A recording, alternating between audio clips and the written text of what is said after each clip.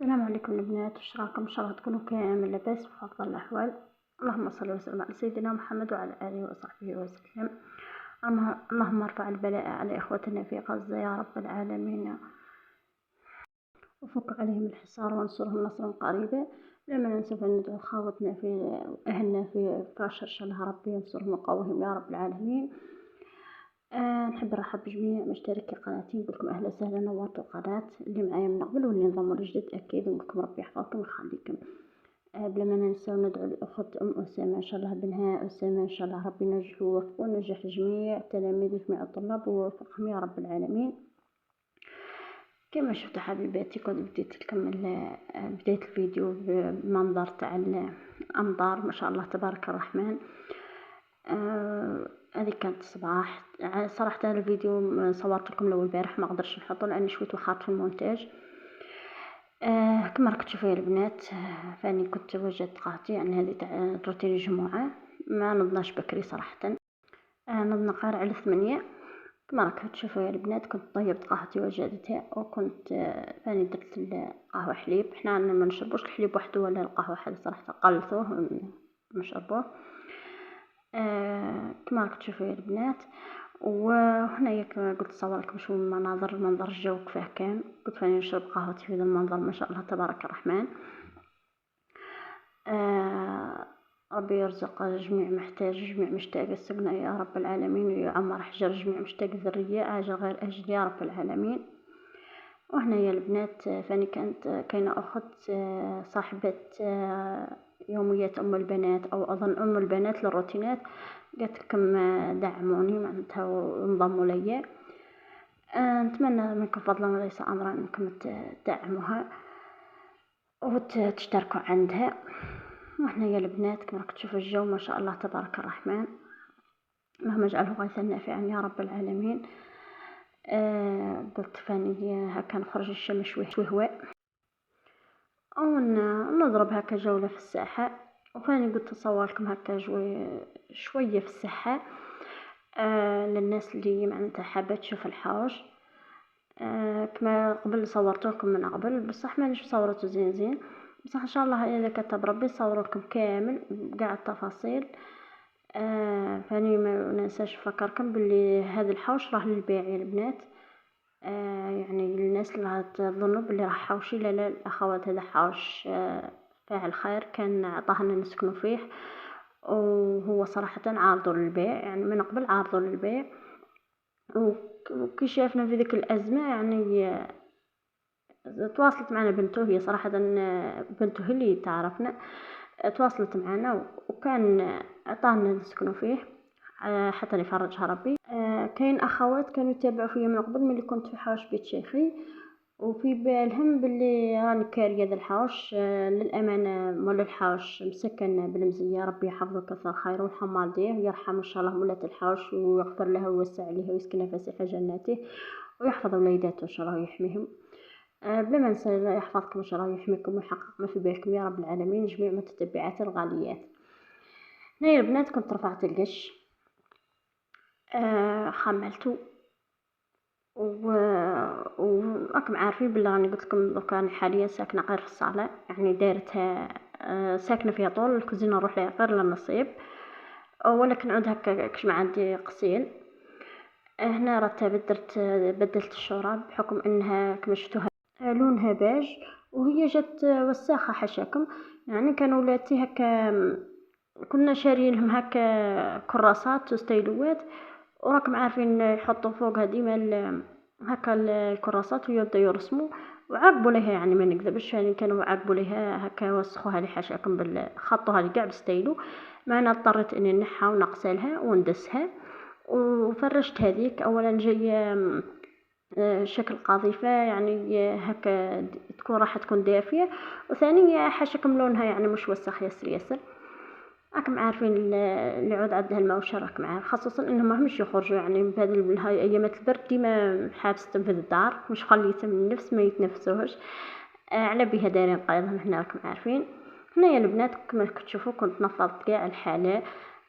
كنت فاني مسحت غير مسحه خفيفه، ما نكذبش عليكم ما سيقتش، راه ايامات البرد مانيش مسيق، غير مسحه خفيفه هكا. هي صراحة كنستها ونظفتها وبعدين مسحتها. هنايا البنات فاني كنت مسحت عند الباب. ياماتها نهارها كان القرقة. كانوا حاشاكم فاني معناتها كان القرقة تدخل لك خاصة كي خرجت من صورت لكم الساحة ورجعت. وهنايا البنات كما راكم تشوفوا هذيك السقيفة تاع الهال. مسكره ديك الدار لاني دايره فيها كاع قشي كما قلت لكم، مازال مرتب في الكراطين ومازال خادم، يعني هكا كي تجينا رحله ما نعودش نضل نخمل. وهنايا هذيك الشامبر كما شفتوها هذيك رجعتها كوزينه. هي الصراحه ماهيش كوزينه، غير انا حطيتها هكا درتها كوزينه. والهول راكم شايفينه. وهنايا هذا النتيجة النهائية بعد ما رتبت الدار وفرشتها كما راكم تشوفوا يا البنات. حملته. ثاني كان راجلي كان هبط للبلاد وجاء.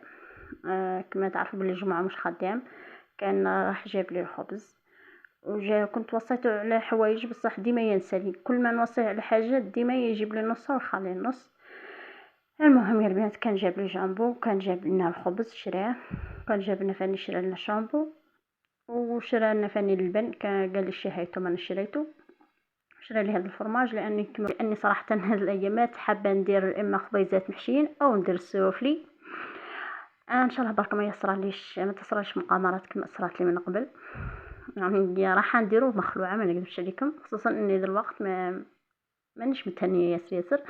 وهنا يا البنات هذه الكوزينه جيت ليها، كنت جامله شو معين ما قدرتش نغسلهم، قلت نغسلهم في ذي الفتره وكنت سخنت الماء. احنا فاني كنت جامله هذو المعانات كما تشوفوا ما كانوش ياسر. وسخنت الماء فاني باش حاشاكم نغسل لافابو على خاطر هو مش مسخ ياسر مي حسيت هكا تبدل لونه. بحكم اني عندي نهارات قال نجي نغسل هكا ونروح، يعني ما حكيتوش صراحه. هنا قلت ان الرغوه مليح كما راك تشوفوا نحكم برد فيه جنوني. ظلي مره هكا توحشت رغاوي. ان شاء الله نعود هكا ساعه ونقي حاجه نلقى روحي نقيت كامل. هي للامانه ما نكذبش كنت نقيت كلش قبل ما نزيد. وبصح راكم عارفين الفتره اللي غبت فيها عاد بيت خال راجلي اللي كنت نافس فيها، راكم عارفين الراجل كيقعد في الدار. وزيد كي جيت كنت ديما شاده الدار، يعني ما نخرج قليل، ما نخرج هكا غير كاش ما ندير هكا نغسل الماعن غير ترتيب خفيف او ننصب حاجه وبعد نرجع. يعني ما نكذبش عليكم ما لهيت لا بسياق لا بتخمال لا بحاله. المهم هنايا البنات كما راكم تشوفوا كنت غسلت اللافابو وكنت نقيته ما شاء الله خرج يشعل شعيل كما راكم تشوفوا يا البنات. مسرعه الفيديو لانه جاني طويل، وثاني هكا لاني عدت ما نلقاش ما نهضر صراحه للامانه. وهنا فاني سيقت هذيك الساحه كانت حاشاكم هكا عارفين بالقرقه والاخرين لابد تتوسخ. هنايا كنت فاني درت هكا صاني بوهك على جل الريحه. خرجت ما شاء الله تبارك الرحمن. اكثر حاجه تعجبني انه يبان فيها النقاء، يعني ما تعيش هك تنقيها يبان فيها النقاء. اللهم بارك وزد يا رب العالمين. وهذه النتيجه النهائيه اللهم بارك وزد. هنايا فاني جيت قلت هكا حيت هذاك قلت نغسل الماعن هكا ونسيق الحاله. هنايا يا البنات غسلت كما راكم تشوفوا هنايا الماعنات الخفاف. حكيت فاني هذا البيفي على الرغم انه كان يعني ممسوح ماهوش حاجه مسخ، مي قلت كنعقب عليه مادامني راغويت نراغويه كما راكم تشوفوا يا البنات. مي عياتني صراحه هذا ما تراغويش هذا لاجاكسا. مش عارفه كيفاش بدل الكاليتي تاعها. من قبل كانت تراغوي ما شاء الله، اول مره ما على باليش رغم اني استعملتها غير مرتين وهذه المره الثالثه، يعني مش خادمه ياسر. وهنا كنت فاني جيت للكوش هذه حكيتها بحكم اني كنت نعقب عليها غير مسحه خفيفه ما حكيتهاش ما بردتش فيها جنوني، راني حالفه فيها معوله ان شاء الله قعدت نعاود نقيها. مي اذا كتب ربي نقيها في الايامات، اذا ما كانش ان شاء الله كي يلحق وقت شعبان هكا كيعود قريب رمضان ندير معكم. راكم عارفين مناج رمضان راكم عارفين لازم نصلها كامل ونحكها مليح. هنايا كما راكم تشوفوا البنات كانت تتعاون فيا قالت لي نمسح انايا وانت كملي ربي يحفظها ان شاء الله. وهنايا نحيت هذيك اللي ما حبيتش تحك لي مليح مي حكيتها الاخرين لانه ما عنديش هذيك السلكه اللي تحك يعني الحشفه. معوله ان شاء الله نودع على الحشفه ونزيد نودع الجافيل ونزيد ونحكم ان شاء الله قاعدين مليح. انا صراحه ما نحكش بالبرودويات، ما نكذبش عليكم، لان مره حكيت بهم هكا حرقوني في يدي وفاني فزدوا لي يعني الماعن هذا نتاع الالمنيوم فزدوا هكا كحالو ولا يزرقوا، يعني ما يقعدوش محافظين على اللمعه نتاعهم هذيك. من الاحسن انه نحكم هكا قرب لاجاكس الاخرين، ولا ندير المخالطه تاع الجراف كما كتعرفوا. ما كاش اللي ما يعرفش ديك الخلطه تاع الجراف تاع البيكربونات، ولا حتى راهم فاني شاكرين هذيك الكريستول مش عارف يقولوا. ها المهم يا البنات كما راكم تشوفوا هنايا كنت الحمد لله هنا يعني حاولت تسيق غير تسيق خفيفه باش هكا تنشف لي ثم ما سيقتش كامل الدار الكوزينه، خليت بلاصه هكا وين عجل المطلوع راكم عارفين. وثاني بحكم بلي قعدت قعد الفرن في الاخر راح اطول شويه ما تنشف لي فيها غير الطابونه ما راحش تنشف لي ثم على بها ما راح تقعد بارده على بها ما خدمتش صراحه، على بها ما سيقتش قعدت سيقت غير وين قصلت الماعين وين ساح لي الماء، ولان فاني سي ما حرشه كون جات ملسه ثم تتمسح ان شاء الله ربي قدرنا ونسيموها كملسه. وهنا يا البنات كنت درت عشايه هكا خفافي كما راكم عارفين وتاع قصبه. انا قلت لكم هذا النهارات راني داخلت المقرب بالمراكي جلبانه حمراء بحمص احمر بطاطا زرنديه وقرجيط احمر، يعني راني طايحه ليه مقرب بالمراكي الحمراء بلا صوص احمر راكم عارفين حاله البرد. ونشتوش الحاجه هكا ناشفه ياسر للامانه. هذه هي البنات كنت درت فاني هكا قرح يعني كما نقولوا غير للبناء، درت شويه دجاج غير للبناء ما درتش هكا طراف كبار. هنايا البنات كما كتشوفوا كنت حطيت بالقصبه وفاني كنت طيبت المطلوع ووجدته. وهنايا البنات كما راكم تشوفوا فاني كنت يعني حطيت عشانا الحمد لله لك يا ربي وديته هكا باش نتعشى وعد الفرن هكا للدفاء. وهنا حطيت يا البنات الطابله صراحه ما حطيتش فوقها لاني حاطه فوقها السرير تاع الطفله على بها ما حطيتش فوقها.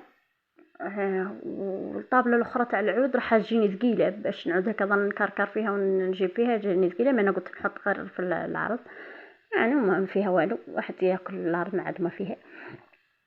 وهنا يا البنات كنت فاني قلت نطبخ شويه تيزان، هي عندي تيزان مخلطه بصح قلت هذه المره نجرب التيزانه تاع حبه الحلاوه لانهم قالوا مفيده.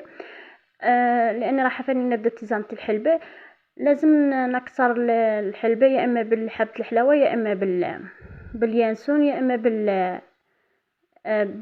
بالكمون، لان هكا باش حاشاك ما ديرليش الريحه. انا حاليا ما بديتش الحلبه بصح ان شاء الله معوله نبداها. وهنا يا البنات كنت غير جمرتها ما طبختهاش، كنت درت الماء يغلي اكيد بعد ما قضيت صوالحي وغسلت مواعيني ورتبت الحاله راكم عارفين قلتها كندير فيها تيزانه وما خدمتش هذوك كريات الطاقه للامانه معوله ان شاء الله اذا كتب ربي نخدمها ونشارك معكم. يعني اي نافس هكا ولا اللي مقبل على الزيادات تدي فكره. عام الاول صراحه كنت وجدت كلش، اما السنه صراحه ما وجدت حتى حاجه والحمد لله على فضله. وهذه هي البنات ان شاء الله ما نكونش طولت عليكم، نقول لكم اسمحوا لي ياسر ما انا على بالي بلي الفيديو ما عمرتوش مليح هكاك بالهضره راني غير نتايري ونحط بصح ان شاء الله فيديوهات جايين ان شاء الله نهضروا فيها مليح. في الاخير نقول لكم ان شاء الله نتلاقاو في روتين جديد وفي امان الله حبيبات الغاليات.